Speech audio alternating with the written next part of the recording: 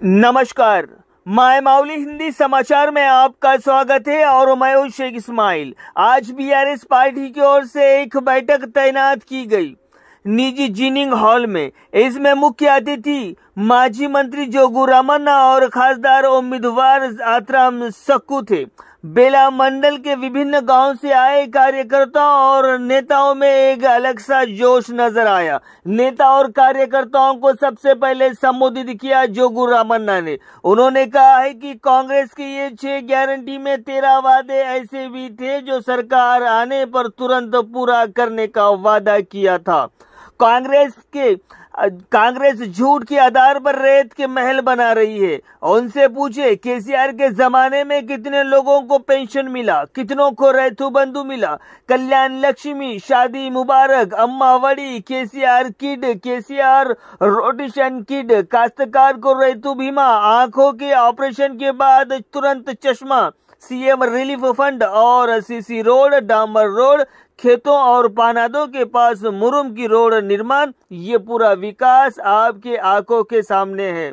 अब कांग्रेसियों से पूछे ये 6 गारंटी का क्या हुआ, और उनमें से सिर्फ महिलाओं को बस की सीट ही फ्री दी गई है। बाकी भगवान के भरोसे पर ये वादे अभी भी पड़े हुए हैं। गैस में भी सब्सिडी नहीं मिल रही, ना ही तो करंट के बिल में 200 यूनिट करंट भी माफ नहीं हो रहा। अब रहा सवाल भाजपा का, तो प्रधानमंत्री उम्मीदवार ही फकीर है, झोला लेके चल देंगे और वो समय आ चुका है। नरेंद्र मोदी जब आदिलाबाद शहर का दौरा किया तो उनसे कुछ आशाएं थी। गिफ्ट के तौर पर कहेंगे कि आर्मूर रेलवे का मुद्दा, सीसीआई सीमेंट फैक्ट्री का मुद्दा, एयरपोर्ट के बारे में एक शब्द भी उनके जबान से नहीं निकला। वो क्या देंगे वो तो सिर्फ लेना जानते हैं, ऐसा माजी मंत्री जोगू रामन्ना ने कहा। फिर उसके बाद में अपने शब्दों के बाण से 2 तीर निकाले, भाजपा और कांग्रेस पर वार किया।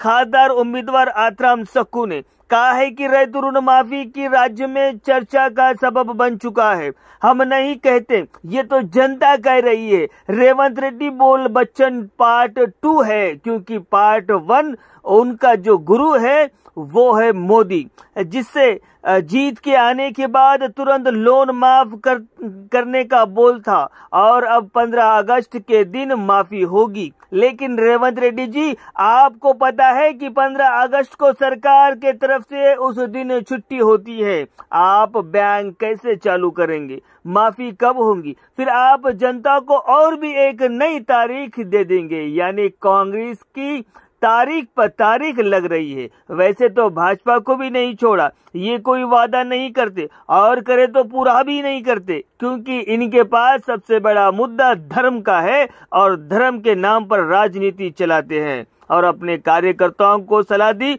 बड़े मोहब्बत से कहा कि आपके गांव में कल से ज्यादा मेहनत करें। ये 2 पार्टी का सच जनता के सामने लाए। अभी तो जिले में कार की स्पीड 80 की चल रही है, लेकिन आने वाले दिनों में ये स्पीड बढ़कर 100 की होंगी, ऐसा आत्राम सक्कू ने कहा।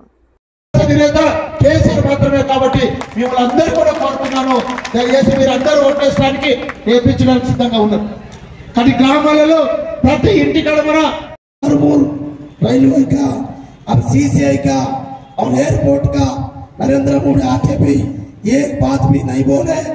आदिलाबाद के जनता पूरा आशा रखे था नरेंद्र मोदी साहब आदिलाबाद आना बोले तो बेचारा अपना धनेंद्र दूर होता बोल के सब लोग देखे थे, मगर नरेंद्र मोदी आदिलाबाद आने के बाद भी ये एक बात भी नहीं करा।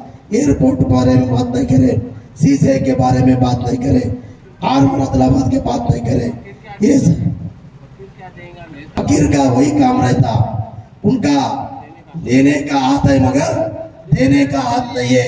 ये बड़ा फकीर है बोले तो फिर फकीर वाला भी गुस्सा करूंगा, ऐसा शानदार पे अपन बोलने का आदत हो जाता। मेहरबानी करके हरीश राव साहब इससे पहले बोले तो भी वो लोग थोड़ा नाराज भी होता, वो बात भी बोला। और क्या बोल रहे अभी, पहले क्या था नरेंद्र मोदी का, अभी परसों परिवार हो गया। पहले क्या बोलता था? नहीं, एक बात, भाई चौकीदार हूं बोल के बोला था। चौकीदार चोर बोले तो अभी लोग नरेंद्र मोदी का परिवार चालू करी।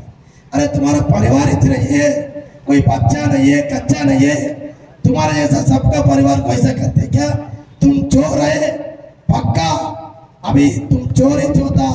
नरेंद्र मोदी के बारे में उन्होंने बोले सभी नरेंद्र मोदी चाय वाला बोले और बाद में चौकीदार बोले, अभी परिवार बोल रहे। अभी घर को भी जाने का है, वो घर में भी कोई नहीं है।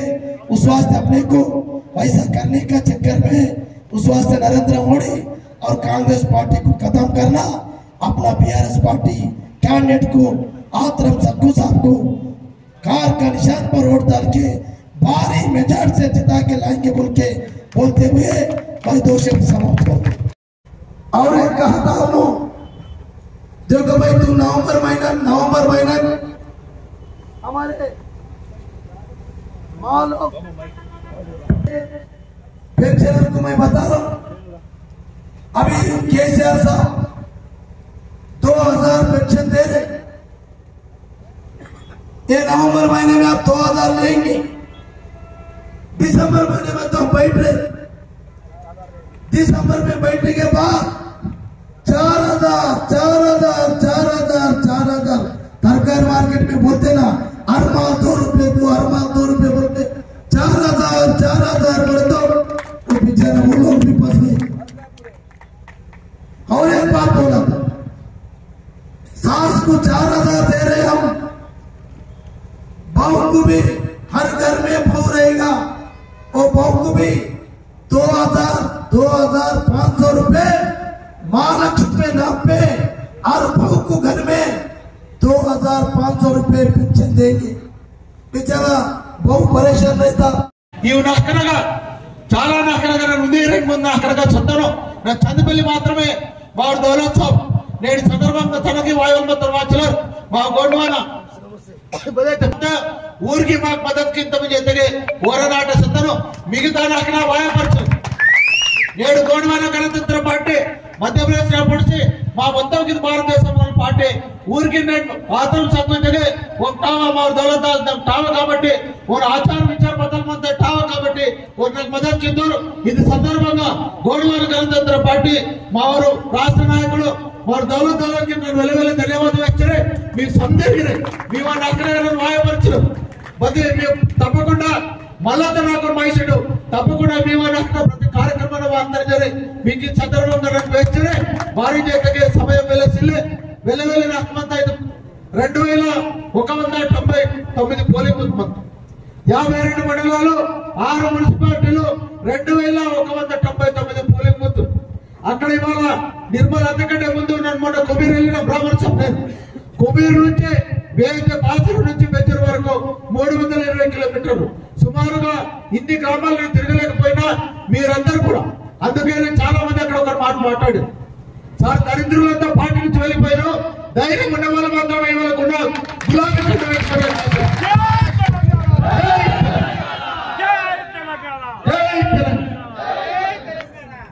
ఆ దరిద్రులంతా కూడా వెళ్ళిపోయిన తర్వాత నిక్కసైనటువంటి నిజమైనటువంటి కార్యకర్తలు ఇవాళ మీ బీజేపీ పార్టీ అధికారంలో ఉన్నా, ఇక్కడ బీజేపీ ఎమ్మెల్యే గెలిచిన, రాష్ట్రంలో కాంగ్రెస్ పార్టీ అధికారంలో ఉన్నా మేమందరం కూడా గులాబీ కండువ వేసుకుంటాం, గుండె ధైర్యంతో ఉన్నాం, తప్పకుండా మేమందరం కూడా పనిచేస్తున్నాం. ఈ ధైర్యం ఎక్కడి చాలా మంది కూడా నేను ఎన్నికల్లో పోటీ చేసిన తర్వాత నా పేరెంట్స్ అయిన తర్వాత నా దోస్తులు మాట్లాడు, అరే సత్తు ఇంటికి మారి పోటీ కిందిరా సంతృష్టి సేమంతా పార్టీ చేసి ఎవరు లేరు, నాయకులందరూ కూడా వెళ్ళిపోతారండి. నాయకులందరూ వెళ్ళిపోయిన తర్వాత సైనికులతో పోరాటం చేసేవాడు, సైనికులతో యుద్ధం చేసేవాడే నిజమైన హీరో అవుతాడు. ఆ సైనికుల ధైర్యం ఉండదు, ఆ ధైర్యం ఆ ధైర్యం ఇవాళ వేలాదిగా మందిగా కార్యకర్తలు ఉన్నారు. చాలా గ్రామాలు వెళ్ళిన తర్వాత ప్రతి మండల మీటింగ్ లో ఎక్కడ కూడా 1000 కంటే తక్కువ మంది లేరు మన దగ్గర. కాబట్టి దయచేసి మీ ధైర్యమే నన్ను ముందుకు తీసుకెళ్తుంది. కాబట్టి దయచేసి మరొకసారి విజ్ఞప్తి, రేపటి నుంచి మన కార్యక్రమాలు ముందుగా ఇంత ఎర్రటి ఎండలో మొన్న కూడా నేను జోగరామ సార్తో మాట్లాడినా, రామణ సాబ్ పాపం చాలా మంది ఎర్రటి ఎండలో కూడా మన కోసం పనిచేస్తారు. ఇంత కరడు కట్టిన మన కార్యకర్తల్లో కూడా చాలా మందిలో ఒక ఆవేదన, అయ్యో జోగరామ సాబ్ ఓడిపోయి మా అంటే చాలా గ్రామాలు పోయిన తర్వాత అంటే ఆవేదన ఉన్నది. ఇంతకుముందు మా మిత్రుడు మాట్లాడినట్టు ఈ ప్రాంతం ఏ ప్రాంతం కూడా తెలుసు. మనకు లోకల్ బాడీ ఎలక్షన్స్ ఉంటాయి. లోకల్ బాడీ ఎలక్షన్ లో పార్టీలు పనిచేసి అక్కడ ఎంపీపీ జడ్పీటీసీలను గెలిపించుకున్న తర్వాత పార్టీ టికెట్ అడిగి ఇవాళ బీజేపీ పార్టీ మీరు ఒక్కసారి అడగండి. బీజేపీ కాంగ్రెస్ పార్టీ నాయకులకు సిగ్గు సరం ఉంటే ఇవాళ మీ పార్టీలో మెంబర్షిప్ లేనటువంటి ఎంపీ అభ్యర్థి మీరు ఏ